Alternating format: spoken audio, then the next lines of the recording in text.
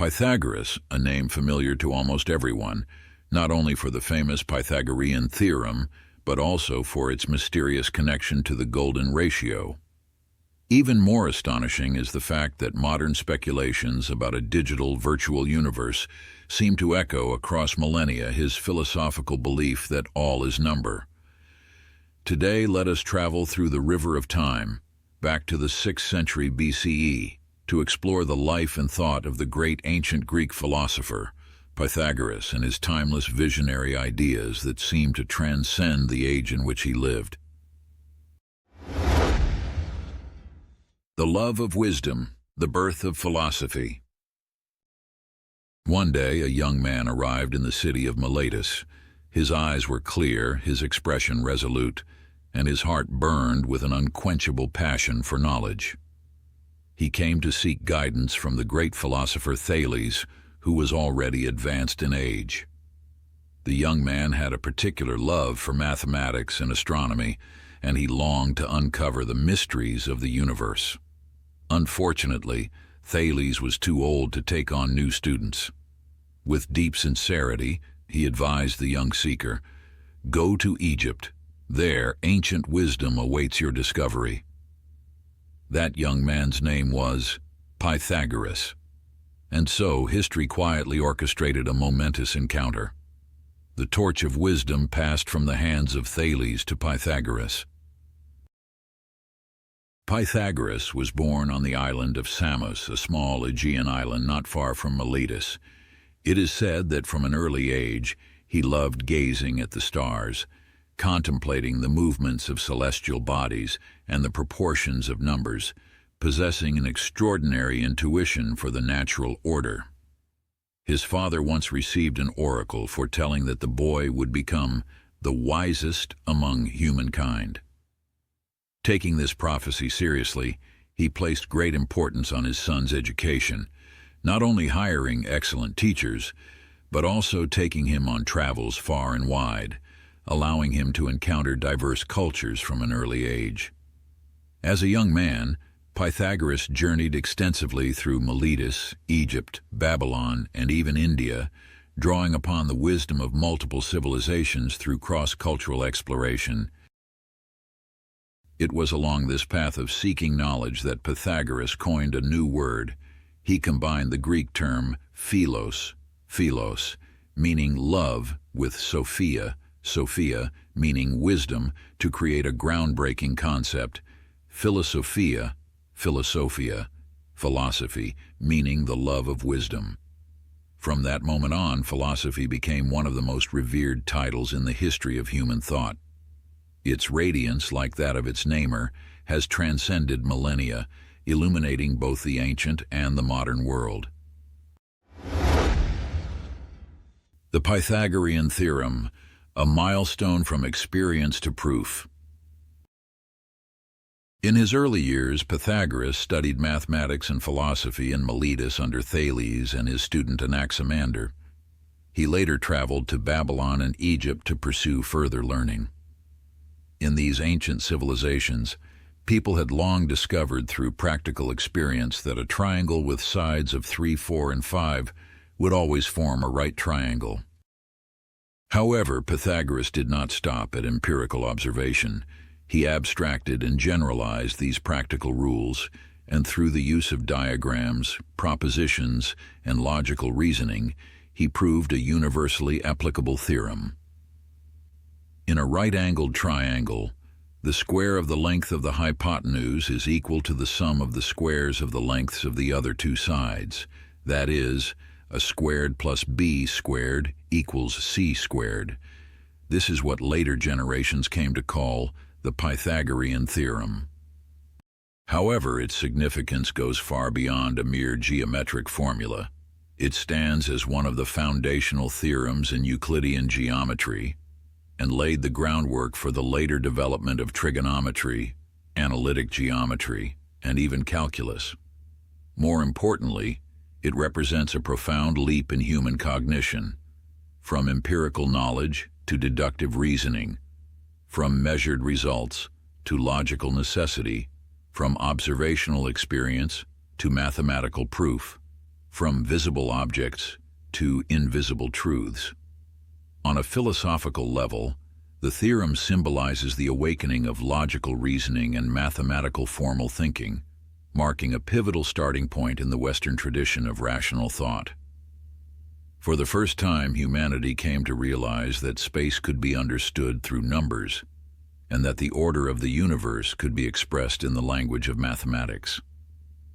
It was precisely this discovery that strengthened Pythagoras' belief, all is number.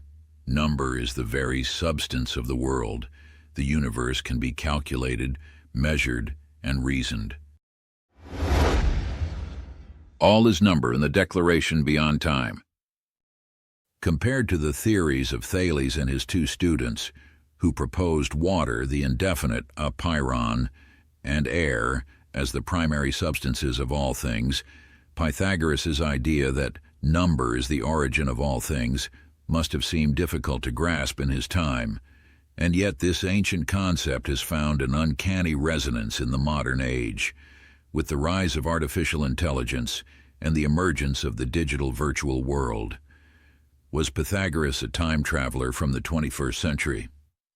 Let us now see how he arrived at the revolutionary idea that all is number. From practice to principle, why is it number?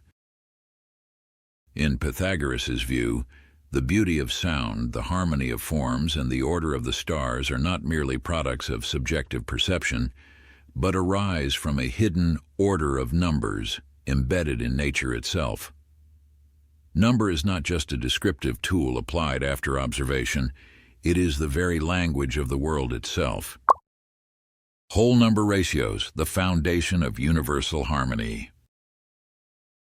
Pythagoras believed that the essence of the world was not water, the indefinite or air, but rather number and proportional relationships. To him, numbers were not abstract tools, but the very foundation of reality. This idea stemmed from his observation that the beauty of sound, the elegance of forms, the motion of the stars, and the symmetry of the human body, all manifestations of harmony, corresponded to ratios of whole numbers.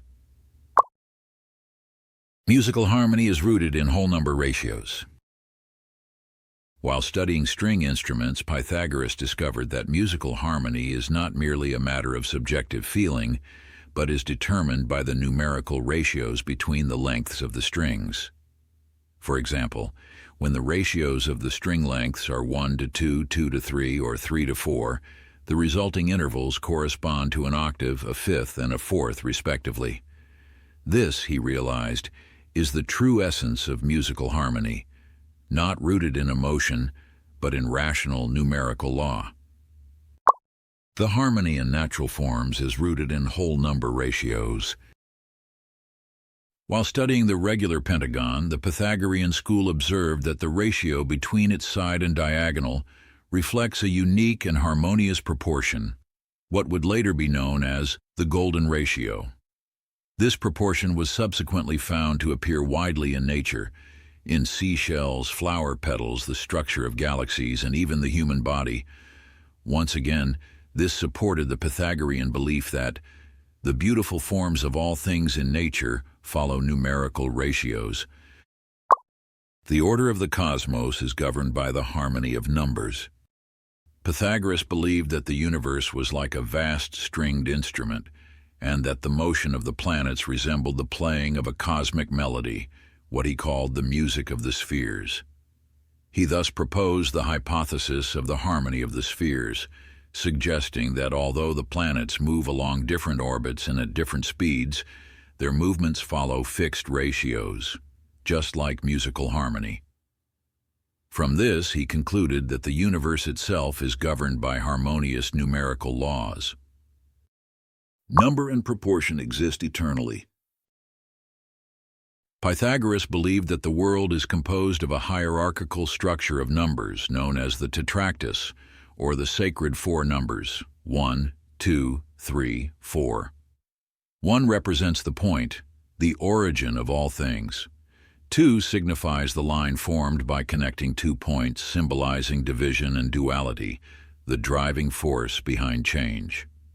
3 represents the plane formed by 3 points, a triangle, seen as the harmonious union of 1 and 2. Fu symbolizes the three-dimensional solid, the tetrahedron, which represents the structural form of all things in the universe. The sum of the 4 numbers 1, 2, 3, and 4 is 10, which in ancient Greece was regarded as a perfect number. It was seen as the totality of a harmonious universe, the code of the cosmos. When these 4 numbers are represented as points and arranged geometrically, they form an equilateral triangle, the most stable and fundamental geometric shape, symbolizing harmony, order, wholeness, and completeness. From this, Pythagoras concluded that numbers are not tools invented by humans to understand the world, but the very ontological structure revealed by the world itself. The order of the cosmos unfolds through the hierarchy and proportion of numbers. Pythagoras thus combined mathematics with ontology, the philosophical study of being. He believed that matter decays and forms change, but numbers are abstract, demonstrable, universal, harmonious, and eternally existent. Only what is eternal can be the true origin of all things in the universe. The astonishing convergence of all is number in the digital virtual world. Using the numbers 1, 2, 3, and 4, Pythagoras constructed a vision of three-dimensional space, from point to line to plane to solid. The number 4 represents the beginning of three-dimensional space, as the simplest geometric solid, the tetrahedron, is formed by 4 points. It symbolizes the emergence of spatial structure and the unfolding of the cosmos. This marks the birth of space and the embodiment of number within the universe. 2.5 millennia later, humanity has entered the age of artificial intelligence. Numbers are not only transforming our daily lives, but also reshaping our fundamental worldview. Computers, originally built on the foundations of mathematics and binary logic, have now evolved into artificial intelligence.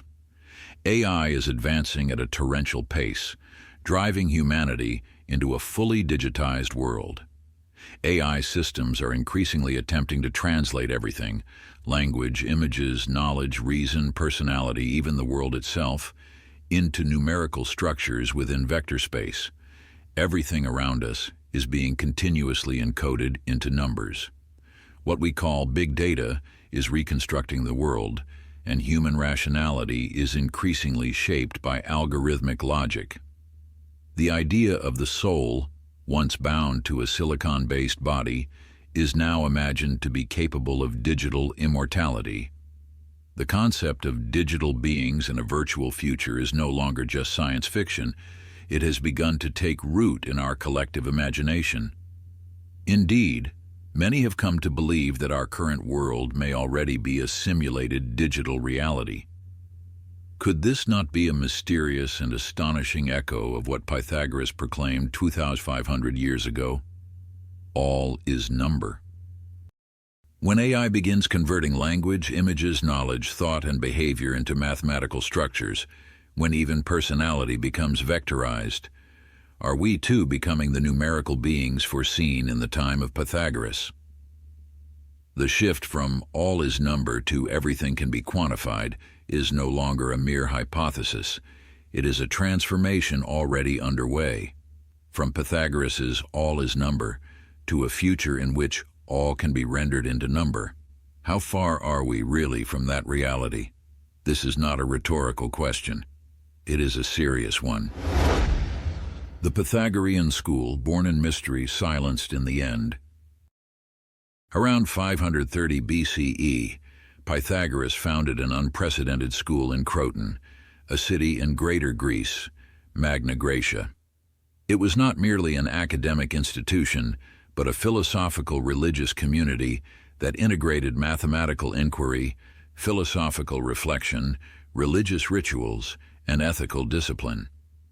Due to its mystical doctrines and strict rules, the Pythagorean School came to be regarded as one of the most unique intellectual groups in the history of ancient Greece. Tetraktys, the worship of number. Pythagoras once said, "Number is not a tool, number is the very framework of the universe." In the worldview of his school, the numbers 1, 2, 3, and 4 were known as the sacred four, Tetraktys. Their sum, 10, was regarded as the most perfect number, the structural totality of the cosmos. Tetraktys was not merely a mathematical idea, but a symbol of cosmic order and divine origin. Every day, disciples would swear an oath to the Tetraktys. "I swear by the Tetraktys," that sacred number which has its source in the eternal nature, the root and foundation of all things. This was a form of numerical devotion, which in the polytheistic culture of ancient Greece appeared especially mysterious, even incomprehensible. The Pythagorean school viewed number as the essence of the divine and the key to understanding both nature and the universe. Immortal Soul, spiritual discipline through the cycle of reincarnation. Pythagoras firmly believed that the soul is immortal, that death is not an end but merely a transition of the soul from one body to another. He once claimed to have recognized the soul of a former friend in a dog that was being beaten. In his view, death was a temporary departure of the soul from the body, awaiting its rebirth, a doctrine known as the transmigration of souls. The body was merely a temporary dwelling for the soul. Each lifetime was part of a long path of purification. Through philosophical discipline, ascetic living, and mathematical contemplation, the soul could rise to higher levels of existence, eventually escaping the cycle of reincarnation and achieving harmony with the cosmos. As a result, the Pythagorean school strictly adhered to vegetarianism, abstaining from eating meat or taking life, since animals were believed to possibly house human souls. Moreover, certain forms of life, such as beans, were also forbidden to touch or consume, as they were thought to contain mysterious spiritual essences. Pythagoras' doctrine of the soul's immortality was deeply influenced by Orphic religion and Indian thought, such as Brahmanism or Buddhism, and it later had a profound impact on Plato's idea that the soul is born with innate knowledge. Gender equality, a philosophical legacy ahead of its time. In the male-dominated public sphere of ancient Greece, women were typically excluded from participation in civic affairs, philosophical discourse, and educational activities. The Pythagorean school was among the rare philosophical communities that explicitly accepted the participation of women. Women were not only allowed to study, but could also become philosophers, mathematicians, and spiritual practitioners. Numerous historical sources, such as the Suda and Iamblichus's Life of Pythagoras, record several prominent female members of the Pythagorean school, including Theano, Damo, Perictione, Maia, and Phintis. According to tradition, Theano became the wife of Pythagoras, and Damo was their daughter. After Pythagoras' death, Theano is said to have continued leading parts of the school's activities. Even Plato, who in the Republic advocated for women to be educated as philosopher kings, offered very limited opportunities for women in actual practice. The Pythagorean school's commitment to gender inclusion stands as a ray of light in the history of philosophy, a pioneering model of gender equality far ahead of its time. The Silence Doctrine, truth erased by time. The doctrine of silence was one of the most mysterious and distinctive teachings of the Pythagorean school. It is said that new initiates were called akousmatikoi, meaning listeners. They were required to maintain absolute silence for a period of 5 years. During this time, Pythagoras lectured from behind a curtain so that his students could hear his voice, but never see him. They were allowed only to listen. No questions, no direct interaction with the teacher, and no sharing of the knowledge they received. Those who broke the rule of silence were immediately expelled and branded as having a polluted mouth, never to be accepted back into the community. This strict practice stemmed from Pythagoras' belief that truth must not be approached hastily. It must be received through inner stillness and attentive listening. He taught that genuine knowledge arises from inner harmony and quiet contemplation, not from hurried expression. Only after the soul had been purified and the mind had matured through silence could one be permitted to speak and teach. However, even after the 5-year period of silence, disciples were still expected to remain reserved in the face of dissenting opinions. Pythagoras held an exceptionally authoritative status within the school. He was almost deified. This resulted in a highly exclusive and dogmatic atmosphere, in which dissent came at a great cost. For example, Pythagoras firmly believed that all things are composed of whole numbers, or ratios of whole numbers, what we now call rational numbers. Any number that could not be expressed as a ratio of integers was considered unacceptable. However, his student Hippasus discovered that the ratio of the diagonal to the side of a regular pentagon could not be expressed as a ratio of whole numbers, meaning it was an irrational number. Hippasus refused to obey Pythagoras' command to abandon this line of inquiry and keep it secret. As a result, he was allegedly drowned in the Mediterranean Sea as punishment for revealing a forbidden truth. This kind of quasi-religious severity under Pythagoras' leadership discouraged members of the school from making independent intellectual advances during his lifetime. Ironically, the widely circulated legends about Pythagoras' own death are also inseparably linked to the mystical and authoritarian doctrines of his school. The Beanfield Refusal, the philosopher's last stand. According to Iamblichus in the Suda, a young man, the son of a local aristocrat, sought to join the Pythagorean school. He was required to undergo 5 years of silence. After completing this period of training, he finally requested an audience with the master, but when his request was denied, he became enraged and organized an attack against the school.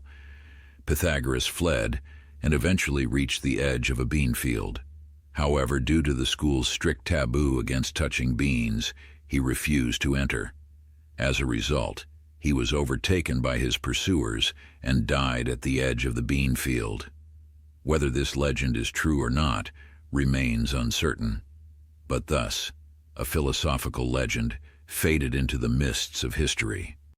Most of the writings and teachings of the Pythagorean school have likewise been lost in the silence of time, and yet their core ideas profoundly influenced Plato and shaped later conceptions of the soul, truth, and number.